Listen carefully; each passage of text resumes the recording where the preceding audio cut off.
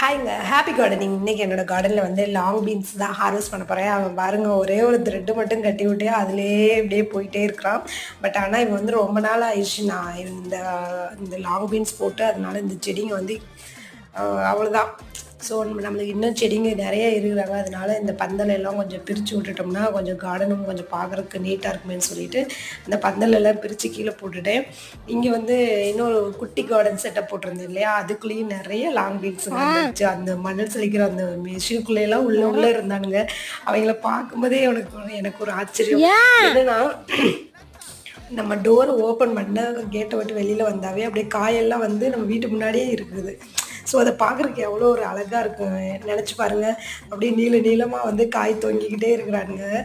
நான் உண்மையிலேயே ரொம்பவே லக்கின்னு தாங்க சொல்லுவேன். இந்த மாதிரி வந்து நம்ம வீட்டுக்கு முன்னாடியே ஒரு ஆர்கானிக்காக வெஜிடபிள்ஸ் கட் பண்ணி எடுக்கிறது வந்து யாருக்கு கிடைக்கும் சொல்லுங்கள் பார்க்கலாம். தேங்க்யூ.